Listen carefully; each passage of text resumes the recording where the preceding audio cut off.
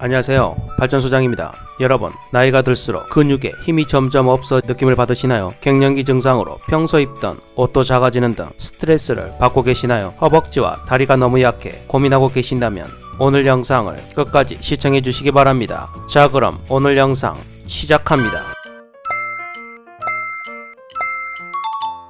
여러분, 때 이후에도 근육을 만들 수 있을까요? 당연한 이야기입니다. 나이가 들수록 근육량을 늘리는 것이 더 어려운 것은 사실이지만 그 사실에 집중할 필요는 없습니다. 중년에 운동을 하지 않는 분들은 상체는 비대해지고 하체는 학처럼 가늘어집니다. 그러다 보니 이대로는 안 되겠다 싶어 운동을 하려고 조금 걷기만 했는데 통증이 와서 포기를 하고 맙니다. 이건 여러분들뿐만 아니라 많은 중년들이 겪고 있는 부분입니다. 제가 생각하는 최고의 무릎 운동은 걷기라고 생각합니다. 그렇다면 무릎이 아픈 상태라면 어떻게 걸어야 할까요? 제가 환자분들에게 직접 알려드리는 꿀팁과 궁금해하는 점에 대해서 몇 가지 알려드리겠습니다. 환자분들이 뒤로 걷기에 대해서 많이들 물어보십니다. 한때는 뒤로 걷는 것이 건강에 좋다는 소문이 돌아 뒤로 걷기가 붐을 이룬 적이 있습니다. 그러나 중추신경계의 중요한 부분인 척수는 걷는 움직임을 관장하는 신경회로가 있어 앞으로 걸으나 뒤로 걸으나 다리의 근육과 관절의 움직임이 신통할 정도로 비슷하다는 연구 결과가 있습니다. 앞으로 걸으나 뒤로 걸으나 쓰는 관절이나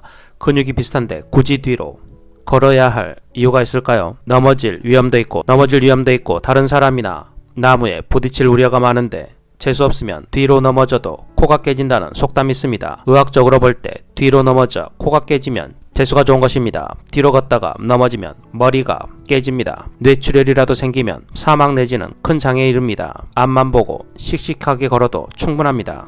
전문가들이 걷기 운동을 추천하는 진짜 이유는 바로 허리 통증, 무릎 통증을 낮추기 때문입니다. 하루 1시간 주 5회 3주간 러닝머신에서 달린 쥐는 운동을 하지 않는 쥐보다 디스크 속 세포수가 크게 늘어나고 디스크를 구성하는 물질이 더 풍부해졌습니다. 최근 5년간 일주일에 약 20km를 꾸준히 달린 사람은 MRI상 허리 디스크가 더 두껍고 디스크 속 수분 함량이 더 높았습니다. 실험쥐에게 독한 약을 주사해 관절염을 앓게 한 후 하루 30분 주 4회 러닝머신에서 달리게 했더니 통증 반응이 줄어들고 CT상 관절도 더 튼튼해졌습니다. 무릎 퇴행성 관절염이 상당히 진행된 60대 이상을 대상으로 하루 40분 주 3회 올바른 걷기 운동을 시켰더니 3개월 만에 통증이 절반 이상으로 확 줄어들었습니다. 그래서 결론은 잘 걸으면 허리와 무릎 근육이 튼튼해져서 통증이 감소한다는 것입니다. 잘 걷기만 해도 통증이 확 줄어드는 진짜 이유는 이렇습니다. 우리 몸의 근골격계를 이루는 조직은 적당한 스트레스를 받으면 더 튼튼해지고 스트레스가 너무 적으면 오히려 약해지게 세팅이 되어 있습니다. 여기서 말하는 적당한 스트레스란 현재 적응되어 있는 상태보다 더 강하지만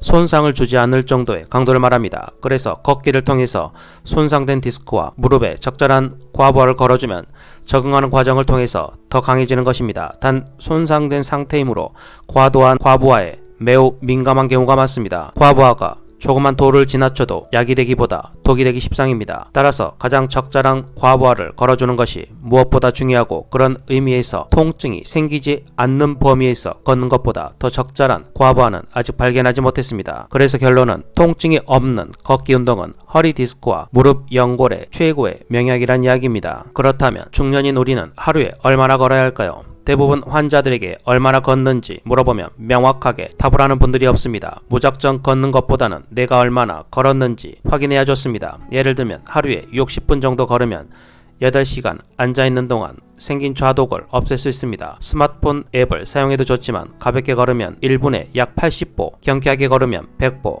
속보로 걸으면 약 120보 정도라고 보시면 됩니다. 개인차는 있겠지만 10분에 약 1000보 정도 걷는 것입니다.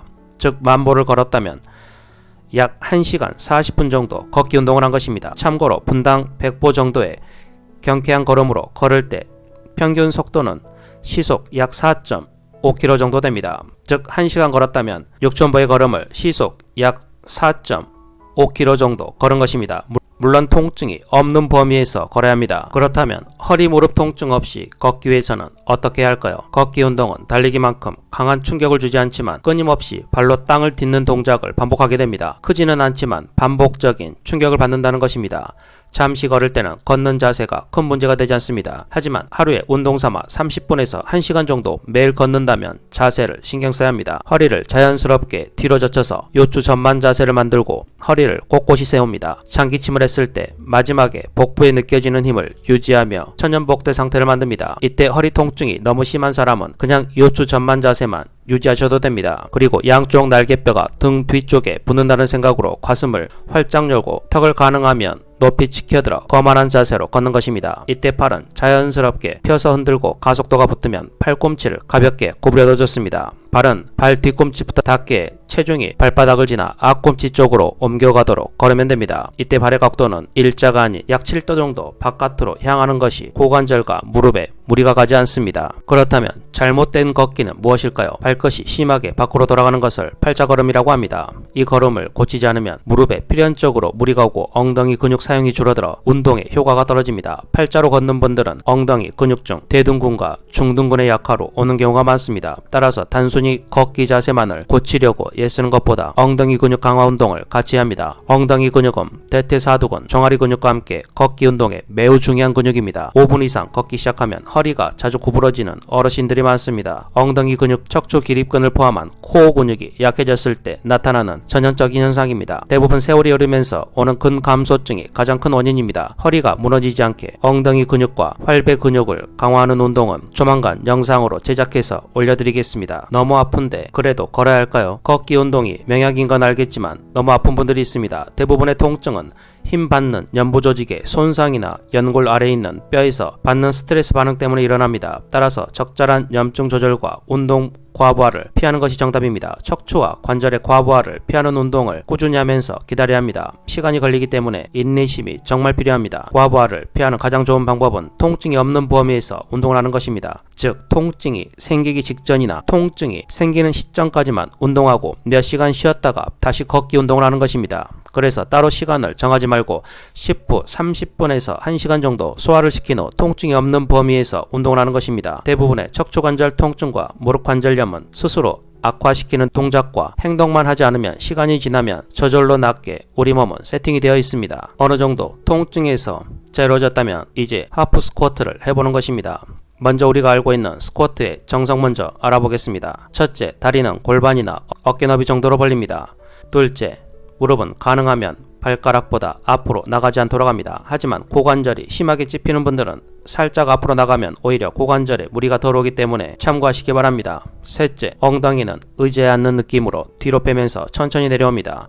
이때 복부에 힘을 줘야 허리에 무리가 가지 않습니다. 넷째, 복부에 힘을 주면 허리는 약간 요추 전만 자세가 되게 펴줍니다. 다섯째, 턱은 살짝 들어 등이 굽는 것을 막아줍니다. 호흡은 앉을 때 내뱉어주고 일어설 때 마시면서 올라오시면 됩니다. 하지만 허리나 무릎에 디스크나 관절염이 있다면 이 동작을 할 때 통증을 느끼실 것입니다. 그래서 우리는 절반만 하는 하프 스쿼트를 시작해야 합니다. 첫째, 다리를 어깨 너비로 벌립니다. 둘째, 요추 전만 자세, 천연복대 상태를 유지합니다. 셋째, 무릎을 구부려 스쿼트 동작을 하되 엉덩이 관절, 경첩 동작의 원칙을 지켜 엉덩이를 쭉 뒤로 빼고 무릎이 발보다 앞으로 나오지 않도록 합니다. 넷째, 천연복대 상태가 깨어지지 않는 한도에서 스쿼트 자세를 5초 정도 유지했다가 원래 자세로 돌아옵니다. 아침, 저녁으로 하는 것이 효율적입니다. 4회, 3회, 2회, 1회를 하나의 세트로 해서 시행합니다. 각 세트 사이에는 1분 정도 휴식을 취합니다. 손상된 디스크를 보호하면서 엉덩이 근육을 강화합니다. 무릎 관절이 아픈 사람에게도 정말 큰 도움이 됩니다. 심한 요통에서 어느 정도 벗어나고 천연복대 상태 훈련이 된 경우 주의점은 무릎이 발보다 앞으로 나오지 않도록 엉덩이를 뒤로 쭉 빼는 것이 포인트입니다. 이것이 제대로 되지 않으면